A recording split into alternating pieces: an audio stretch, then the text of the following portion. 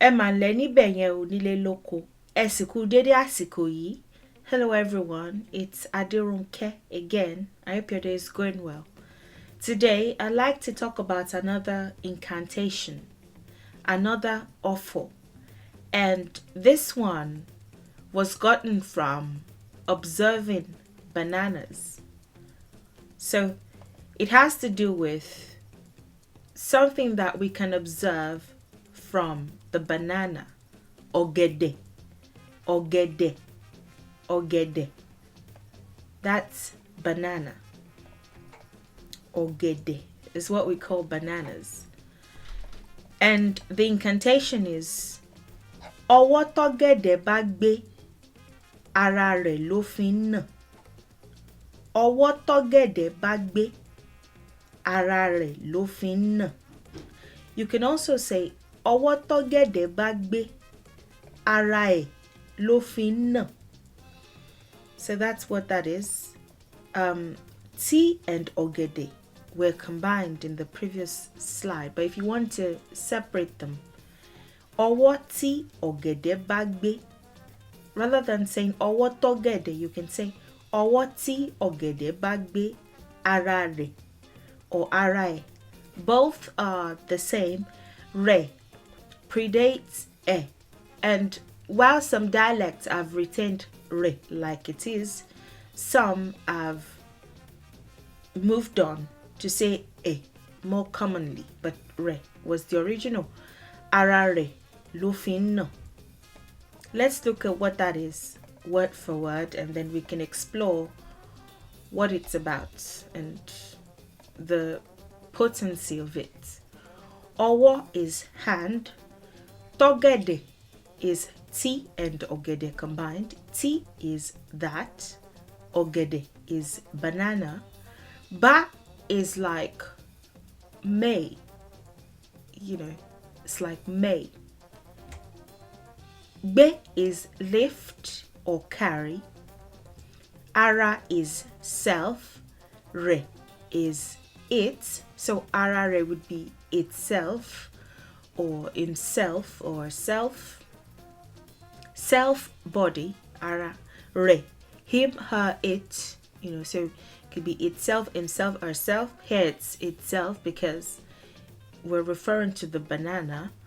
Lo is ni, o combined. Ni is what, or sometimes it can be simply is, but sometimes it could be is what, is why, is, for transliteration and translation purposes, so that we can find the English word or phrase that fits. Here it is what that fits. O is it. Fi is use. I'll tell you how it is uses one in a second. Is a present or continuous tense indicator. So whenever you see standing alone like that in a sentence, what it suggests is that the sentence is in present tense or it's in continuous tense. That is, it's something that is currently happening or it's something that happens. Because of we know that this would rather be uses or using. But in this context, uses fits the most. Using would not make grammatical sense. So we know that this is uses. The word itself is use, but because of that comes right after, we know that it is uses. No is to beat or to hit. In a different context, you can say stretch or stretch. I'm trying to think if there's another word. But in this context, beat or hit. So if we put the word together, hand that banana may lift itself is what it uses to beat. So if you transliterate it, this is what you will find. The hand that the banana may lift itself is what it uses to beat or hit.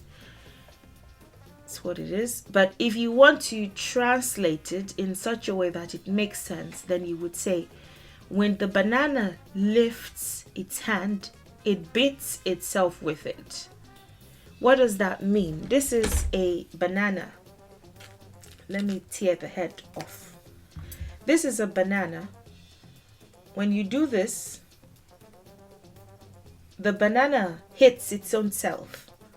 When you peel the skin, a banana with its head intact may threaten you and say, I'll deal with you. You're in trouble.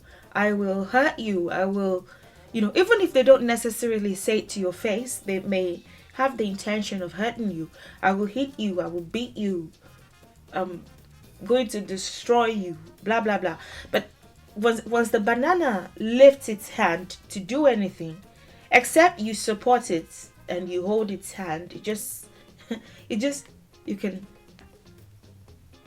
hear it hit its own self. It just falls on its own self like that. So the banana may raise its hand in order to hurt a person, but it cannot really do anything. This is what happens. It just hits its own self. The banana just hits its own self. It cannot hurt anybody. When the banana raises its hand, it just falls flat like that, falls limp, and it hits its own self. Not only does it become powerless, it also hits itself. It also hurts its own self. So what that means, in essence, is in a bid to hurt you, especially when you use it, what you're saying is, in a bid to hurt you, your enemies will only hurt themselves. So that's the power that has, just by observing the banana and what happens to it. I think the banana leaves, the leaves of the banana tree also do that. Maybe not necessarily. I'm trying to see if there's any similarity between the banana and the tree, but I don't think so. The leaves are able to stretch forth. They don't necessarily fall limp. But for the banana, you can see that the banana has how many hands? I guess it depends on the banana, but 1, 2, 3, 4 hands that are useless, that cannot do anything, that hits. Because of my green screen, it's not appearing well. It's appearing more like a drawing, but the hands of the banana are limp and powerless, and when the banana raises its hand to do anything, it falls limp, and the banana hits its own self. That is essentially what it is. In a bid to hurt you, your enemies would only hurt themselves. So our ancestors were very observant of things, and they noticed that the hands of the banana are pretty useless.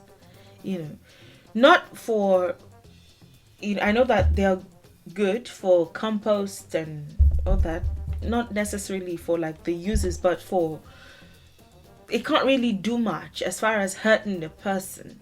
It hurts itself instead. So that's what that is. Ọwọ́ Togede bá gbé, ara rẹ̀ ló fi ń nà. When the banana lifts its hand, it hits its own self with it. It hits its own self with it. It falls limp and it hits its own self. A person raises their hand to hurt you, but they cannot really sustain it, and so and they end up hitting their own self. The hand falls limp and they end up, the hand drops and they end up spanking their own self instead, or hitting their own self instead. That's what that is.